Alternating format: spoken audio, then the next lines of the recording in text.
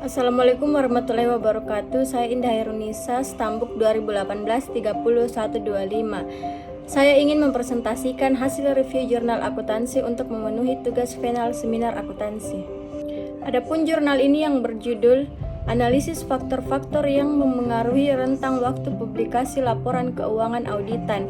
Jurnal ini ditulis oleh IGD Kurniawan Wijaya dan Made Gede Wirakusuma pada tahun 2017. Latar belakang dari jurnal penelitian ini yaitu perkembangan dan keberadaan pasar modal di suatu negara sangat vital sekali bagi para investor yang berniat untuk menanamkan modalnya pada perusahaan yang go public. Sebelum memutuskan untuk menanamkan modalnya di suatu perusahaan, tentu investor wajib untuk mengetahui kondisi perusahaan yang tercermin dari laporan keuangannya. Menurut Ponte et al.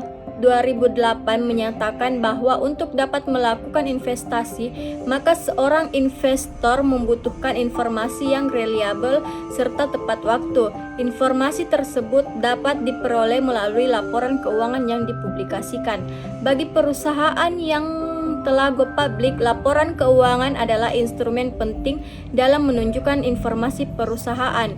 Laporan keuangan tersebut haruslah memberikan keyakinan bagi pengguna informasi keuangan, terutama pengguna eksternal seperti investor, pemberi kredit, dan lainnya, bahwa informasi keuangan harus disajikan secara wajar, posisi keuangan, kinerja keuangan, pengaruh entitas, dan arus kas perusahaan dengan menerapkan PSAK secara benar disertai pengungkapan yang diharuskan PSAK dalam catatan atas laporan keuangan.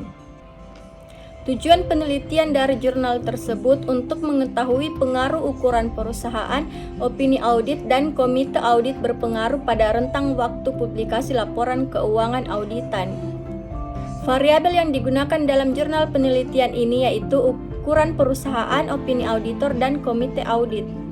Adapun populasi dan sampel dalam penelitian ini yaitu yang menjadi populasi dalam penelitian ini adalah seluruh perusahaan manufaktur yang terdaftar di Bursa Efek Indonesia periode 2009 sampai 2014. Metode pengambilan sampel yang digunakan dalam penelitian ini adalah metode purposive sampling, yaitu teknik penentuan sampel dengan menggunakan pertimbangan atau kriteria tertentu. Adapun metode penelitian yang digunakan dalam penelitian ini adalah pendekatan kuantitatif dengan hipotesis asosiatif. Hipotesis dalam penelitian ini yang pertama, hipotesis pertama, ukuran perusahaan berpengaruh negatif terhadap rentang waktu publikasi laporan keuangan auditan.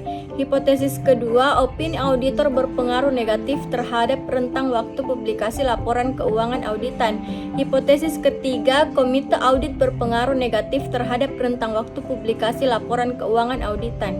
Adapun hasil penelitian ini adalah ukuran perusahaan berpengaruh terhadap rentang waktu publikasi laporan keuangan auditan pada perusahaan-perusahaan manufaktur yang terdaftar di BI tahun 2009 sampai 2014. Karena nilai signifikannya 0,000 yang lebih kecil daripada 0,05. Opini auditor tidak berpengaruh terhadap rentang waktu publikasi laporan keuangan auditan pada perusahaan-perusahaan manufaktur yang terdaftar di BI tahun 2009 sampai 2014 karena nilai signifikasinya 0,581 yang lebih besar daripada 0,05.